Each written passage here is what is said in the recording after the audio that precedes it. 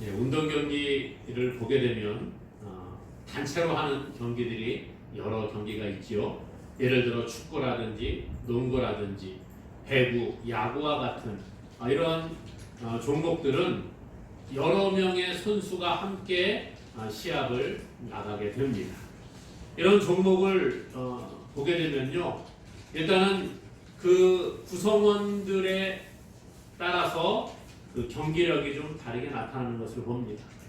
그런데 구성원이 좋다고 해서 무조건 다 경기력이 좋은 것만은 아닌 것 같습니다. 어떤 경기들을 보게 되면 정말 한 사람 한 사람의 면면은 참 좋은데 조직력이 제대로 갖추어지지 않아서 잘 경기를 풀어나가지 못하는 경우들을 보지요. 그래서 이렇게 단체로 경기를 하는 스포츠를 보게 되면 감독을 세우게 되고요. 감독의 역할이 참 중요하다라는 것을 경험할 때가 종종 있습니다. 경기를 어떻게 운영하며 또 어떤 선수를 선발하고 어떤 선수를 투입할 것인가, 이것이 감독의 몫인 것 같습니다. 감독의 성향이나 경기의 진행 상황에 따라 출전하는 그 선수의 구성에 따라서 경기의 결과가 달라지는 것을 보게 되지요.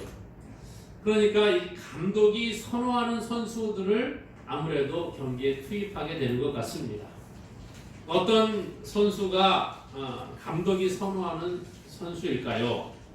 물론 뭐 여러 가지 감독의 스타일에 따라 다르겠습니다만은 일반적으로 보면 경기에 최선을 다하는 선수를 선발하는 것 같습니다. 맡겨진 임무를 잘 숙지하고 그 임무를 충실히 수행하는 선수, 감독을 믿고 따르는 선수를 감독은 선호하게 되지요. 감독의 의도를 정확하게 파악하고 자기의 임무를 완벽하게 수행하는 선수가 감독을 기쁘게 하는 거예요. 그래서 감독이 의도한 대로 경기가 잘 진행되고 풀려서 경기에서 이기게 되면 감독의 마음이 흡족하지요.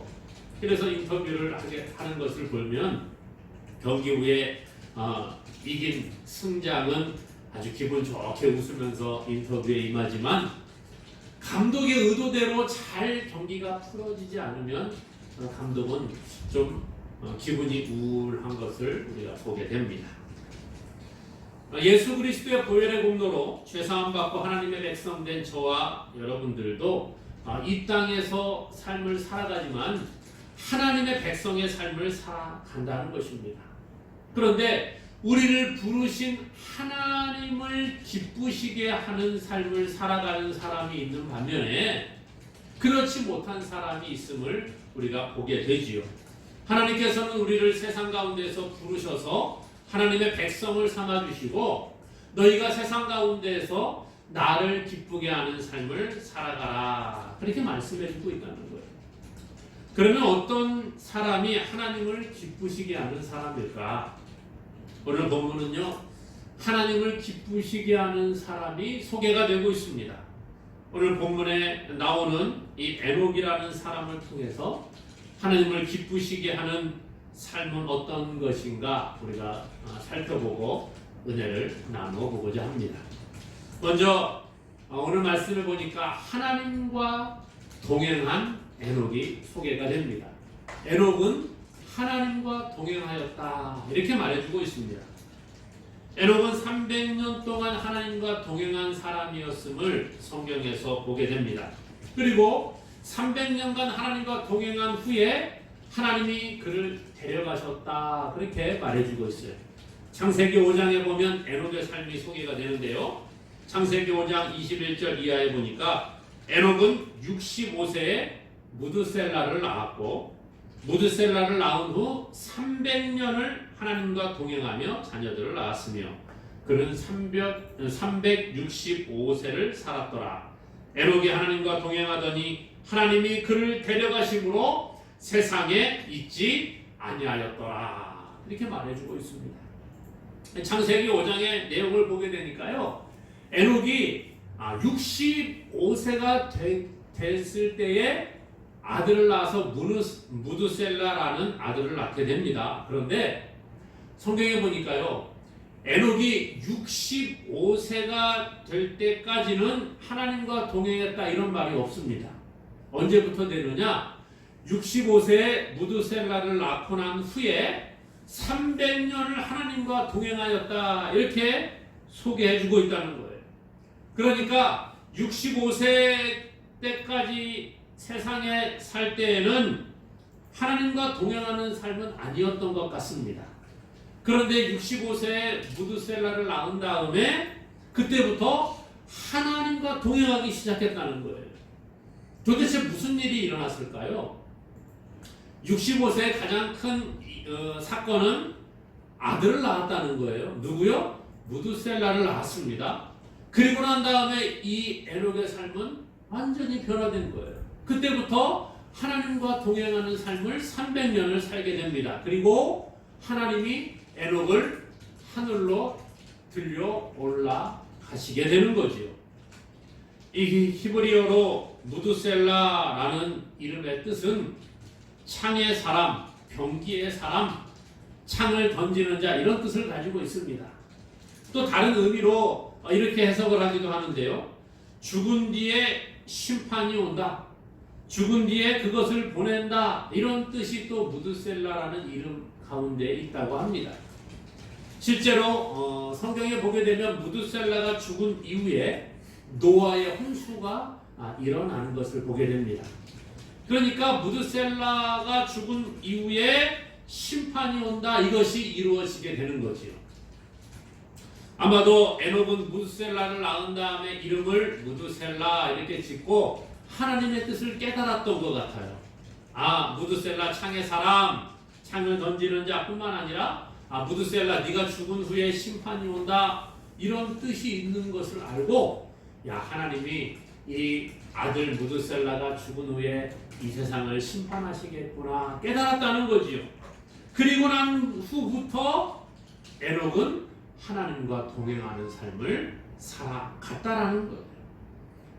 성경에 보니까 이 에녹이 300년 동안 하나님과 동행했는데요. 무드셀라를 낳은 다음에 하나님과 동행할 때에는 세상을 버린 것이 아니에요. 성경에 보니까요. 300년 동안 하나님과 동행하며 자녀들을 낳았다. 이렇게 말해주고 있습니다. 하나님과 동행하는 삶은 하나님과 함께 있으면서 세상을 등지고 아무것도 안 하는 것이 아니라는 거예요. 에녹은 하나님과 동행하는 동안 자녀들을 낳고 기르고 삶을 살아갔던 것을 성경은 이야기해주고 있습니다. 그러므로 우리가 착각하지 말아야 될 것이 있어요. 하나님과 동행한다고 하는 것은 세상과 담을 쌓고 살아가는 것이 아니라는 거예요. 하나님과 동행한다고 하는 것은 마치 우리가 수도원이나 지금은 기도원에 들어가서 세상과 담을 쌓고 그냥 기도원에서 하나님께 기도하고 말씀만 보고 그렇게 살아가는 삶이 아니라는 것이죠. 세상과 단절된 삶을 살아가는 것은 진정한 하나님과의 동행이라고 말하기 어렵다는 거예요. 성경은 하나님과 동행하는 삶은 세상과 단절된 삶을 살아가는 게 아니라 세상 가운데에서 하나님의 뜻을 세상 가운데 드러내는 삶을 살아가는 것이라 그렇게 말해주고 있다는 것입니다. 예수님께서는 제자들에게 말씀하시면서 마태복음 5장에 이렇게 말합니다. 너희는 세상의 소금이라, 너희는 세상의 빛이라 그렇게 했어요. 너희는 세상의 소금이라. 소금이 맛을 잃으면 무엇으로 짜게 하리요? 또 너희는 세상의 빛이라. 산 위에 있는 동네가 숨기우지 못할 것이라. 예수님은 사람들에게 또 제자들에게 말씀하시면서 너희가 세상에서 소금으로 짠맛을 드러내고 너희가 세상의 빛으로서 빛을 비추어서 사람들에게 그 세상의 빛을 보여주어야 한다는 거예요. 그러면서 마태복음 5장 16절에 이렇게 말합니다. 이같이 너희 빛이 사람 앞에 비치게 하여 그들로 너희 착한 행실을 보고 하늘에 계신 너희 아버지께 영광을 돌리게 하라. 세상과 분리된 소금이 아니라는 거예요. 세상과 분리된 빛의 삶이 아니라는 겁니다. 너희는 세상 가운데 소금으로서 짠맛을 드러내고 세상 가운데서 빛으로서 세상의 어두움을 밝혀주는 역할을 감당하는 거예요. 그러면서 예수님의 해석과 같이 너희 착한 행실을 보고 하늘에 계신 아버지께 영광을 돌리게 하는 삶을 살아가는 것, 이것이 하나님과 동행하는 삶이 되는 줄로 믿습니다. 그래서 히브리서 11장 5절은 이렇게 말하지요. 믿음으로 에녹은 죽음을 보지 않고 옮겨졌으니 하나님이 그를 옮기심으로 다시 보이지 아니하였느니라. 그는 옮겨지기 전에 하나님을 기쁘시게 하는 자라 하는 증거를 받았느니라. 하나님을 기쁘시게 하는 삶, 하나님과 동행하는 삶을 살아감으로 말미암아 죽음을 보지 아니하고 옮겨지는 역사가 일어나게 되었다는 거예요. 과연 하나님과 동행한다는 것은 어떤 것일까요? 오늘 에녹의 삶을 보게 되면 세상 가운데 삶을 살아가는데 하나님을 기쁘시게 하는 삶을 살았다는 것입니다. 하나님과 함께하는 삶을 살았다는 거예요. 하나님과 동행한다고 하는 것은 마음이 맞아야 하는 것입니다. 그렇지요?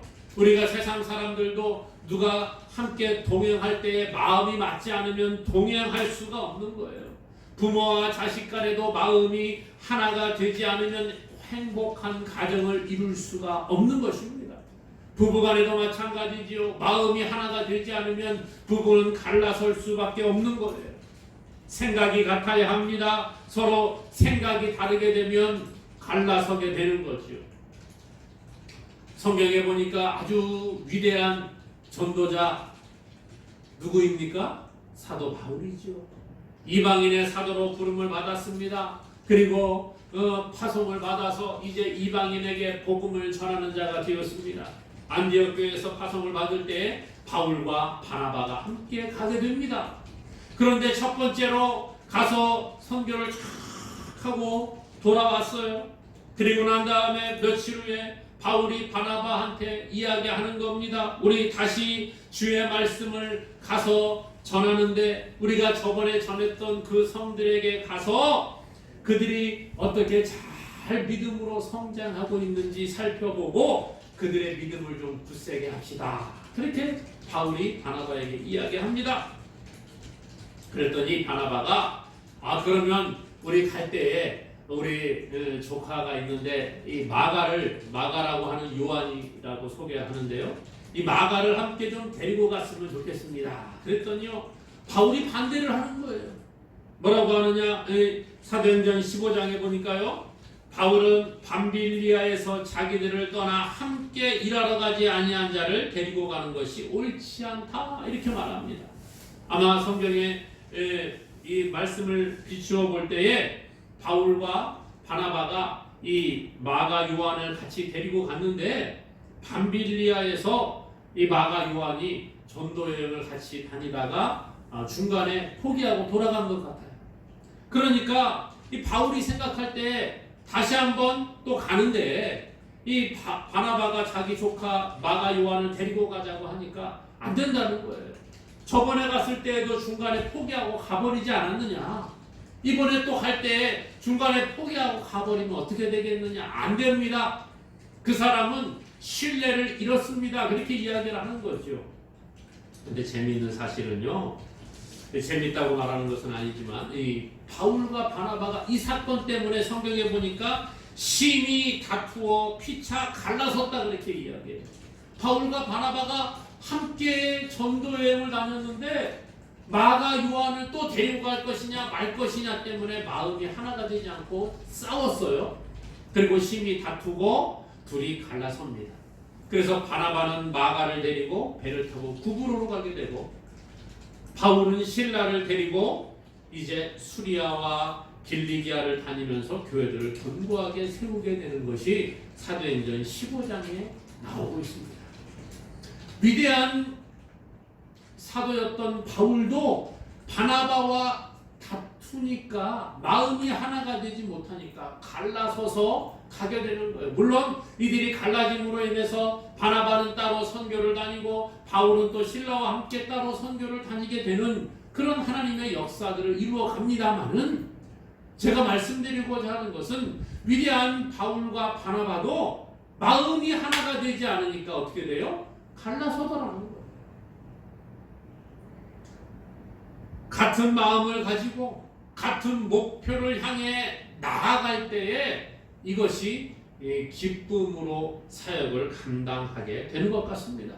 고린도전서 1장 10절에 형제들아 내가 우리 주 예수 그리스도의 이름으로 너희를 권하노니 모두가 같은 말을 하고 너희 가운데 분쟁이 없이 같은 마음과 같은 뜻으로 온전히 합하라 말씀해 주고 있어요. 같은 말을 하고 같은 마음을 품고 같은 뜻을 가지고 나아갈 때에 아름다운 열매가 맺혀지게 된다는 것입니다. 사랑하는 여러분, 하나님과 동행한다는 것도 마찬가지라는 거예요. 하나님의 뜻에 우리를 맞추어야 합니다. 하나님께서 하시는 말씀을 우리가 함께 이야기하는 자들이 되어야 합니다. 하나님께서 우리에게 주시는 비전을 품고 나아가는 자가 하나님을 기쁘시게 하는 자라는 거예요. 이러한 사람이 하나님과 동행할 수 있는 겁니다. 에녹은 무두셀라를 낳은 다음에 300년 동안 하나님과 동행하는 사람이 되었어요. 어떻게 그렇게 될 수 있었습니까? 자기의 마음을 하나님께 맞추는 거예요. 하나님의 뜻에 우리의 마음을 맞추고 예수님 말씀과 같이 세상에서 소금으로서 짠맛을 드러내고 세상의 빛으로서 어두움을 물리칠 때에 우리의 착한 행실을 통하여 하나님께 영광이 되는 삶을 살아가는 것이 주와 함께 동행하는 삶인 줄로 믿으시기를 바랍니다.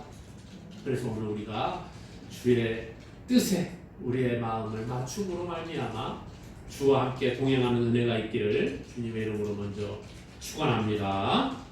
또 오늘 말씀해 보니까 하나님께서 살아계심을 믿는 믿음이 있는 자를 하나님께서 기뻐하신다는 거예요. 하나님을 기쁘시게 하는 자는 믿음이 있어야 한다는 거지요. 자녀가 부모를 인정하는 것이 효의 기본입니다.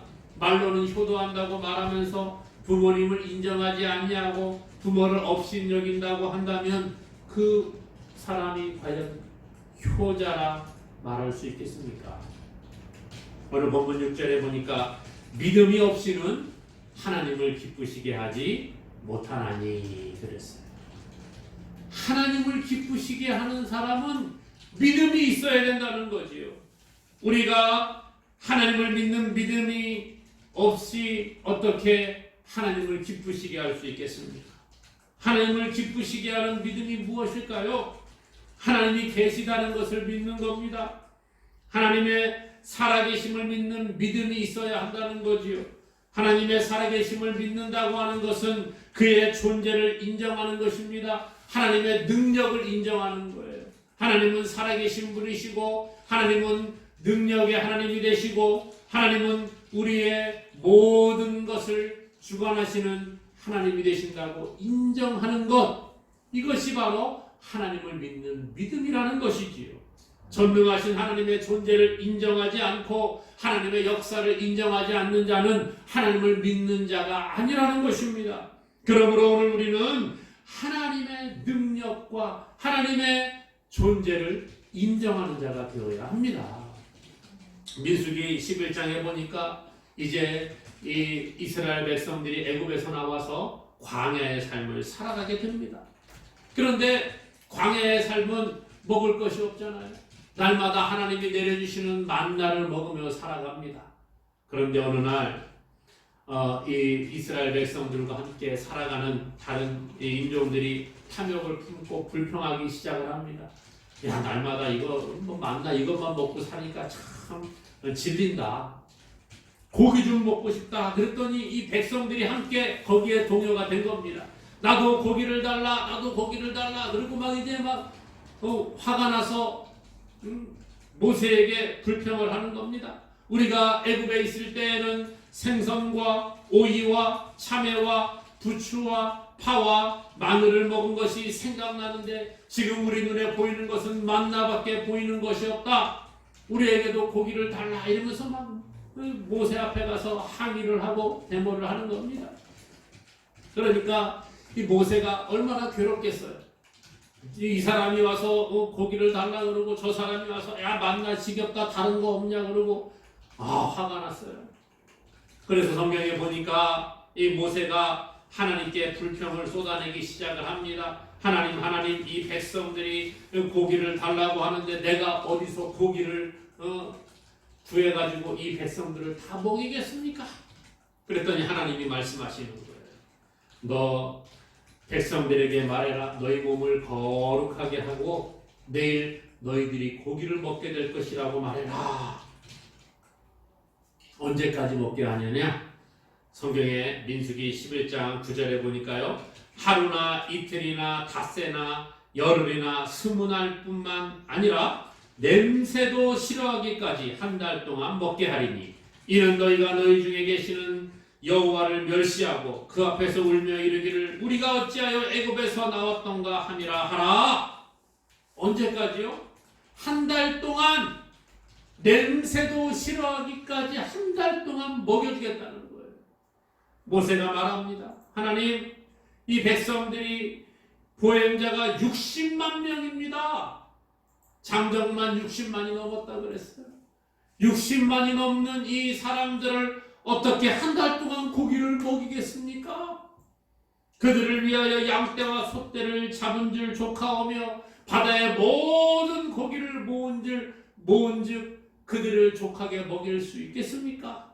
야, 모세가 그때까지만 하더라도 믿음이 좀 없었던 것 같아요. 하나님, 장정만 60만이 넘는데 한 달 동안 고기를 냄새가 나는 것 때문에 질리도록 먹인다고 하시니까 어떻게 하겠습니까? 양떼와 소떼를 다 잡고 바다의 고기를 다 모아도 이 사람들 한 달 동안 어떻게 먹이겠느냐는 거예요. 참 믿음 없는 소리 하고 있습니다. 그런데 모세만 그럴까요? 우리도 마찬가지입니다. 하나님 무슨 농담하지 마세요. 그럴 것 같아요. 하나님이 뭐라고 하십니까? 민수기 11장 23절에 여호와께서 모세에게 이르시되 여호와의 손이 짧으냐? 내가 이제 내 말이 내게 응하는 여부를 보리라.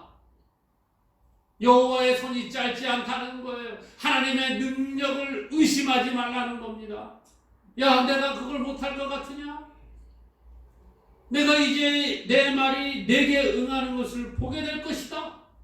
모세는 하나님의 능력을 제한하고 의심했습니다. 신뢰하지 않았어요. 하나님을 인정하지 않았다는 거예요. 그럴 때 하나님이 책망하시는 것을 보게 됩니다. 오늘 우리가 하나님을 기쁘시게 하는 것은 하나님을 인정하는 거예요. 하나님의 능력을 인정하고 하나님의 존재를 인정하고 하나님을 믿는 믿음 안에 거할 때에 하나님이 기뻐하시는 줄로 믿습니다. 하나님께서는 지금도 살아계시고 우리와 함께 하신다는 믿음이 있어야 하는 거예요. 마태복음 22장 32절에 하나님은 죽은 자의 하나님이 아니요 살아있는 자의 하나님이시니라. 하나님은 살아있는 자의 하나님, 지금도 살아서 역사하시는 하나님이라는 거예요.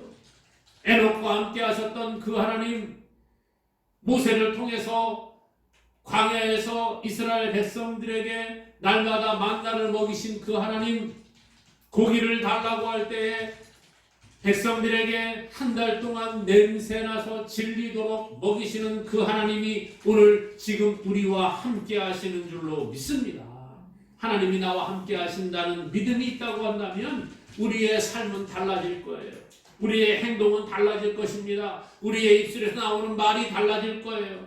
이것은 안 된다, 이것은 못한다, 야 이제 나는 죽었구나가 아니라는 거예요. 하나님이 함께 하시면 나는 할 수 있다. 하나님이 함께 하시면 나는 성공한다. 하나님이 함께 하시면 나는 이긴다라는 믿음의 고백이 우리 가운데 넘칠 수 있기를 간절히 소망합니다. 사랑하는 여러분, 과연 우리에게 나는 하나님이 나와 함께 하신다는 믿음이 있습니까? 전능하신 하나님이 지금도 우리를 지키시고 함께 하신다는 믿음이 있습니까?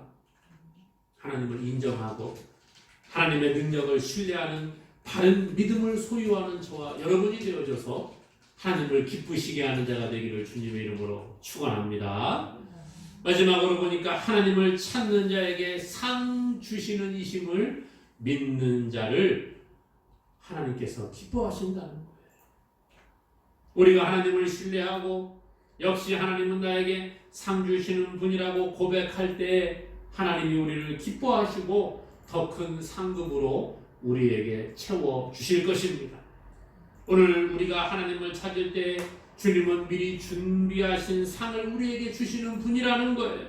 하나님께서는 이미 모든 것을 준비하고 계십니다. 그런데 왜 못 받을까요? 우리가 왜 하나님의 그 예비하신 복을 받아 누리지 못하느냐? 찾지 않기 때문이라는 거예요. 구하지 않기 때문이라는 것이에요. 예수님 말씀하십니다. 마태복음 7장 7절 이하에 말씀하시기를 구하라 그리하면 너희에게 주실 것이요 찾으라 그리하면 찾아낼 것이요 문을 두드리라 그리하면 너희에게 열릴 것이니 구하는 이마다 받을 것이요 찾는 이는 찾아낼 것이요 두드리는 이에게는 열릴 것이니라. 하나님께 구하라는 거예요. 하나님께 찾으라는 거예요. 하나님께 두드리라는 거예요. 오늘 우리는 왜 받지 못합니까? 믿음이 있다고 말하면서 우리가 하나님은 좋은 것을 주신다고 말로는 이야기하지만 우리의 행동은, 우리의 마음은, 우리의 생각은 그렇지 않을 때가 많이 있다는 겁니다. 그래서 구하지 않습니다. 찾지 않습니다. 두드리지 않는다는 거예요. 주님은 우리에게 말씀하십니다. 너희 중에 누가 아들이 떡을 달라 하는데 돌을 주며 생선을 달라 하는데 뱀을 줄 사람이 있겠느냐? 너희가 악한 자라도 좋은 것으로 자식에게 줄 줄 알거든. 하물며 하늘에 계신 너희 아버지께서 구하는 자에게 좋은 것으로 주시지 않겠느냐 그랬습니다. 하나님은 우리에게 좋은 것으로 주시는 하나님인 줄로 믿습니다. 그러기에 하나님을 찾고 하나님께 기도해야 합니다. 신뢰함으로 나아가야 하는 거예요. 하나님을 인정하고 우리의 부르짖음에 응답하시는 하나님께 기도하는 자가 될 수 있기를 바랍니다. 성경은 수많은 곳에서 우리에게 하나님께 구하라고 말씀합니다. 요한복음 15장 7절에 보니까 너희가 내 안에 거하고 내 말이 너희 안에 거하면 무엇이든지 원하는 대로 구하라. 그리하면 이루리라 그랬어요. 마태복음 6장 33절에는 그런즉 너희는 먼저 그의 나라와 그의 의를 구하라. 그리하면 이 모든 것을 너희에게 더하시리라. 구하라는 거예요. 그러면 주시겠다는 거예요. 요한복음 16장 24절에 지금까지는 너희가 내 이름으로 아무것도 구하지 아니하였으나 구하라. 그리하면 너희 기쁨이 충만하리라. 구하지 않으니까 기쁨이 없는 겁니다. 구하지 않으니까 하나님께 받지 못하는 거예요. 우리가 지식이 없습니까? 지혜가 없습니까? 야고보 1장 5절에는 너희 중에 누구든지 지혜가 부족하거든 모든 사람에게 후히 주시고 꾸짖지 아니하시는 하나님께 구하라. 그리하면 주시리라 그랬어요. 지혜 없는 자 하나님께 구하면 지혜도 주신다는 거예요. 우리에게 부족한 것이 얼마나 많이 있습니까? 그런데 우리가 구하지 않고 있어요. 구하지 않으면 받지 못한다고 말해주고 있습니다. 하나님을 찾고 구할 수 있기를 바랍니다. 그러면 하나님은 반드시 우리에게 좋은 것들로 채워주십니다. 이 믿음이 있어야 돼요. 신뢰가 있어야 돼요. 오늘 말씀에도 믿음이 없이는 하나님을 기쁘시게 하지 못하나니 하나님께 나아가는 자는 반드시 그가 계신 것과 또한 그가 자기를 찾는 자들에게 상 주시는 이심을 믿어야 할지니라. 하나님의 계심을 믿고 하나님이 우리와 함께 하심을 믿고 하나님이 우리에게 상 주시는 이심을 믿고 기도할 때에 하나님은 반드시 우리에게 채워주신다라는 거예요. 그러므로 오늘 우리가 하나님을 찾아야 합니다. 하나님께 구해야 합니다. 믿음으로 구할 때 하나님은 주시는 거예요. 정욕으로 잘못 구하는 것들은 받을 수 없을지 모르지만 하나님의 뜻에 합당하게 구하면 모든 것을 풍족하게 받아 누리게 될 줄로 믿습니다. 사랑하는 여러분, 과연 우리가 하나님을 기쁘시게 하고 있습니까? 하나님의 계심을 믿고 하나님을 찾고 하나님과 동행하는 자가 오늘 우리가 될 수 있기를 원합니다. 이런 자를 하나님은 기뻐하시고 이들에게 풍성하게 채워주신다고 약속하고 있습니다. 그러므로 오늘 우리도 하나님을 믿고 하나님을 찾고 하나님과 동행함으로 하나님께 칭찬과 상급을 받아 누리는 우리 모두가 될 수 있기를 주님의 이름으로 간절히 축원합니다.